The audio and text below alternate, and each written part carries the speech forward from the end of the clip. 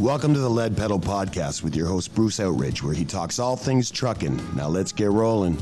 Hey, what's going on, my friends? We're back. We're back with OJ Sidor today, and we're going to be talking about how he transitioned from a life behind the wheel. I hope you heard the last episode where he talked about how he got into this industry. In this episode, we might be talking about how he gets out of it. I don't know. I don't know. You know what? Nobody ever actually leaves transportation when they try to. Hey, before we go too much further, though, let me tell you a little bit about Bison Transport, because they got some great stuff going on. Did you know that if you are a company driver, they're offering a $750 sign-on bonus before the end of March? For those of you that apply, you got to be a cross-border driver, though. They're offering a $1,500 sign-on bonus for owner-operators singles until the end of March. And if you're a team, they've got a $3,000 sign-on bonus for you. Now, that's one way to kind of get you to look at them, but let's be honest, in today's world of business, and any business owner will tell you, it is a struggle. Everybody thinks you've gained the business and you've miraculously get rich. Yeah, right. So, you know what? You need support. You need people who you can bounce ideas off of. You need plans that can actually save you money. Things like parts, things like maintenance, things like fuel. Those are all things that really take a big chunk out of the money you're making. You're running hard to save that money, so why not keep it in your pocket? So they've got a great support system, and they've got lots of opportunities for you. So check them out at bisondriving.com. Tell them that the Lead Pedal Podcast sent you, and I know that you're going to be around. They've been around for 55 years as a successful Canadian carrier, and no matter what you hear on socials, I know in the industry here, in the Canadian industry, they win safety award year after year. So that should make you want to look at them for sure. All right, let's get on to our interview with OJ Sidor. Today we're going to talk to OJ about how he transitioned from owner-operator to recruiter and now podcast host, and what his plans are for the future. We'll have to see. All right, my friends, enjoy. Here we go. Be sure to share the podcast on your favorite social media channels. Great stuff there. It's funny, you and Kevin were talking, you brought up some, this is why I think I'm enjoying your podcast. You guys brought up running a recap. I have not heard anybody talk about running a recap, and I used to do that. You were totally right. You'll never run out of hours if you know how to do You're right. For recap. And I just thought it was funny, like, okay, we're old school. Same with the other day when you're talking with Gordy on your podcast, just the stuff you guys were talking about. I felt like I was going back to 1989 or something like that, right? It was hilarious. It was hilarious. So tell us about the podcast. Tell us about why'd you start it? What were you hoping to get out of it? Is it part of your recruiting program or? No, the podcast is by a driver for drivers. I like to shoot my mouth off, Bruce, and I feel I have a lot of information. No, to be serious, I do like to talk, and I feel I have a lot to offer the industry, and I have a lot to offer the younger generation coming in. I really, truly believe that. And it's not a fact of, oh, OJ knows everything. I have a lot of years behind my belt, and I thought it was a great way to get it out there. And, maybe there's a driver out there who doesn't have someone to ask a question about a certain thing. So by interviewing people, and kind of brought Matt Gallen in as a co-host, he's in the industry. He's a little bit younger than I am. So we're kind of a 1-2 punch to really inform the drivers, talk about current events that's going on in the industry, and really just something to say, hey, you know what, you have a question about this, or you want to know what it's really like? Well, head on over to Talking Truck, give us a listen, and then maybe you can learn something, and maybe we can help people out. And that's really the whole idea behind it. Do you think maybe you're too old school for the new school? Guys, well, you know what, Bruce? Understand half of that stuff, right? You know what? Great point. And Gordy and I talked about this on the show, didn't we? You have to adapt. You really, truly did. And I had to adapt, as Gordy talked about, adapting from the paper logs to the e-logs. We were both in the same boat. We're like, we're not doing this. No, forget it. You have to learn as we go older. We have to adapt. It's the same. Hey, I was 33 years old before I had a smartphone, buddy. So now we walk around with a computer in our pocket. Right. So yeah, I've had to adapt for sure. Obviously, I can't teach the old ways of, hey, if you skip this scale in Michigan and you get out your third logbook, you just hammer down. Yeah. Things are different, but no, I'm here to help the newer generation learn the new way of trucking and the way of 2026. Yeah, yeah, and it's quite. I find it easy. I don't know about you, but I remember having to put a 1-800 number in to call my own family. It's the only number I had because phone cards. Try finding a phone booth in New Jersey at 4 in the afternoon. Trust me, it's not as easy as you think to call Yep. dispatch. So some of those things now I'm going. They got GPS. You don't even have to get out of your truck to phone dispatch. You could get it right on your thing. I'm going. They make this easy, yet we seem to be having more issues. What's your thought? I don't know if you have you heard of this whole Red Seal certification stuff. What's your thoughts on that? Do you think that's going to make the industry more professional? Because I agree we have to get kind of back to where we were. It is funny because I talked about that bucket of maps that was on the floorboard when I started driving, and you're right, finding payphones, and that's funny. You brought back another memory, putting a 1-800 line into the house to save money, right? Because the phone bills to call home were just astronomical. That's It was right. crazy. Yeah, we do need to up the training, and I really believe, Bruce, that that's where it starts. It starts at ground roots. I think we need a better system to train drivers, and I think for far too long we haven't taken the actual training of new drivers seriously enough. And I think that falls on government levels, trucking companies, and everyone in the industry. And yes, the Red Seal, we need a better system, and I think that's what we need to get going on. Not necessarily, I'm not saying let's not have retraining and let's not train drivers down the road, but that first base training that needs to be taken more seriously and being more conducive of what the job really is. I feel a lot of the drivers are learning just enough Yep. to get into the industry, and you can't get by on that. You need to be teaching more and more and more so that when they start off, they're just simply better prepared. Yeah, I find all the stuff that I learned manually, the reading maps and trip planning. I'm a big trip planning guy. It's still trip plan all the time.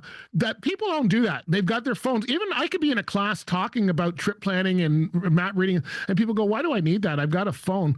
Well, I've found places. My wife and I, one time we were stuck. I got out faster looking at a map than she did trying to find the process on her phone. So I believe in that too, and I think that if we learn to bring in some of that old school techniques we did, and just the way people dressed. When I started, like I was in the moving industry, we had uniforms. You could go down to your t-shirt while you were moving, and that was it. We had ties when we showed up. All the tanker guys used to run with ties and uniforms. We kind of need to get back to that, some of that, not necessarily the whole uniform thing, but I've always run with uniforms and always kind of done things old school, and I think we would have a better image out there if we did that than what we've got today with people doing whatever. I think that comes back to the professionalism of it. Yeah. And again, you're going to be a perfect fit when I call to recruit you, because Scotland has a whole clothing line. We've got jackets, hoodies, t-shirts, ball caps. We got it all. No, it goes back to the professionalism. I agree with you 100%. When you get out of that, first off, let's have a clean truck when we pull into a shipper or receiver. When we get out of that truck, let's look nice. We don't have to look like we walked out of a GQ magazine, but let's have our hair brushed. Let's have some clean clothes on. Let's look the part. Yeah. I think it goes a long way.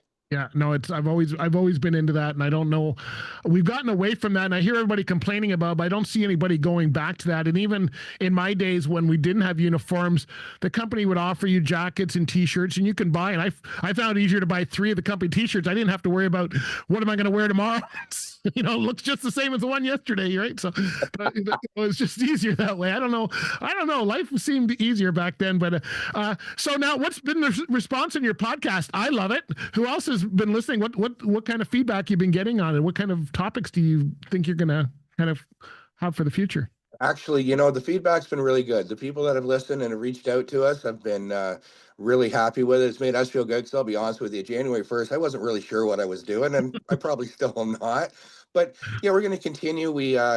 The next episode is actually going to be here. Listen to Lead Pedal Podcast to get a a preview of the Talking Truck podcast.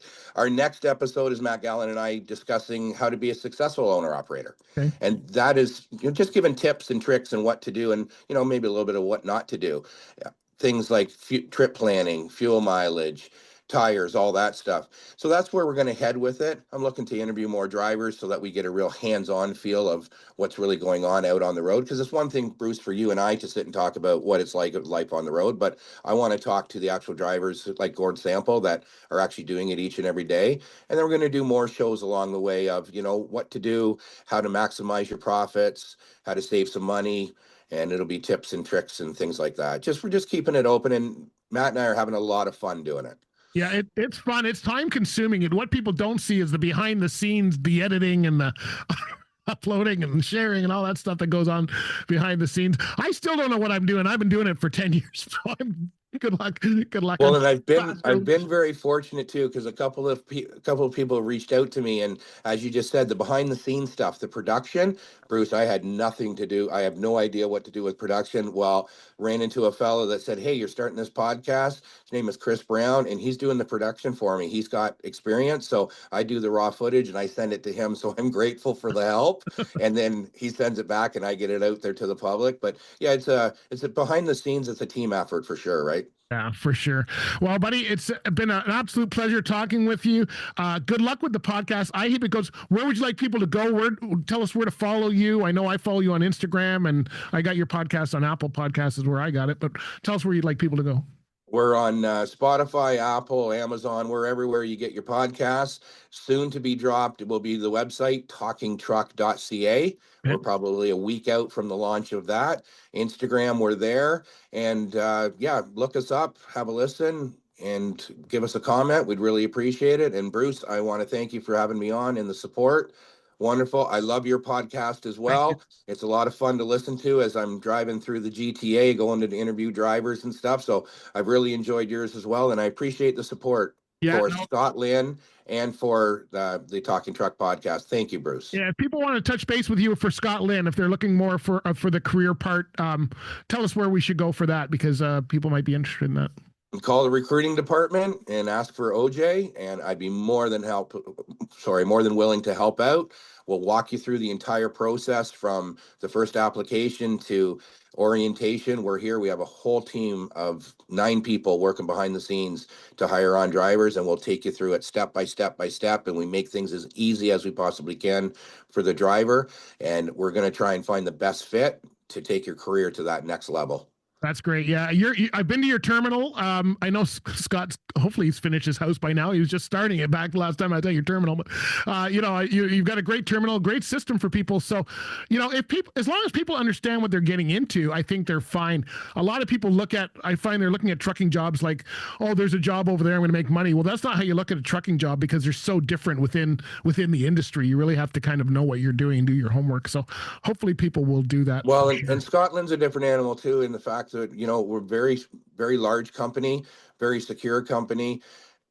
As you said, maybe not for everybody, but if you're looking for that next level of your career, have a chat with the recruiting department at Scotland. We will have a fit for you, and we can help you get there. Absolutely. And our equipment, Bruce, speaks for itself. Absolutely stunning. You see it out there on the roads. You can't deny that our equipment is top notch. And if you find a better equipment fleet in Canada, I'd be shocked, because obviously I'm biased, but I don't see it out there. Yeah, let me know if you need pictures of your trucks, because I got more pictures of Scotland trucks than I do. You guys are on all the shows that I go to all the time, so I've got lots of pictures. And we're coming back in April. We'll see you there, Bruce. I'll bring you a T-shirt. Okay, buddy? Yeah, I'm at Truck World. Come by and see me at booth 3113 is where I'm going to be. I'm hosting the Garage Pro feature at Truck World this year, so come by and say hello. I will for sure. Good luck, OJ, with the podcast. It sounds great. I'm listening from here. I love the old school focus, though. Keep that going for sure. We will, buddy. Thank you so much. Thank you. Oh, wasn't that a great interview with OJ? Man, that was really good. If you're looking to transition out of the seat, it can be done, my friend. I did it. OJ did it. And it's always good talking to a veteran driver, talking sense, as I say. Hey, check out his podcast, the Talking Truck Podcast. It's pretty cool. I've listened to a few episodes of it myself, and it's kind of that old school vibe to it, which I thought was really cool. Hey, you know what? If you want an old school vibe and you got a show truck, then you know what? Or you're building a show truck, even better. Our friends over at Chrome Supply Warehouse in Belleville, Ontario, man, they have it set out. Not only do they have 8,000 square feet of the best truck parts you can get, whether it be be interior, exterior, or custom, because they can make it for you. But the team there is just awesome to deal with. Now, they're located in Belleville, Ontario, in between Toronto and Montreal. And if you can't make it there, you can always go to chromesplywarehouse.com to order your parts, and they'll ship it right to you. But I'd say, you know what, if you want to stop in, they got enough room for 100 trucks that give you a coffee or a water, and you can just browse all day. That's where I'll be living. Just don't disturb that bed in the back. It's mine.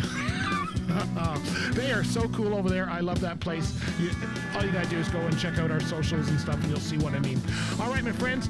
And also, let me tell you about Harnois. You guys know about Harnois Énergies. They're opening that truck stop in Woodstock, Ontario at exit 230, right off the 401. This thing is gonna have fueling in both propane, diesel. It's going to have an RV center for you to switch over. They're going to have full restaurant. They're going to have convenience stores. They've got a scale. They're going to have maintenance facilities, all kinds of stuff for you. So check them out. They're opening in 2026. Mark your calendars. And if you don't have your SO fuel card yet, you want to go to harnoisenergies.com. All right, my friends, thanks very much. Hope you enjoyed the show. Make sure you subscribe so you don't miss a future episode, and we'll talk to you later. This has been another episode of the Lead Pedal Podcast. For more information or to subscribe to the podcast, visit theleadpedalpodcast.com and be sure to follow the podcast on Facebook and Twitter.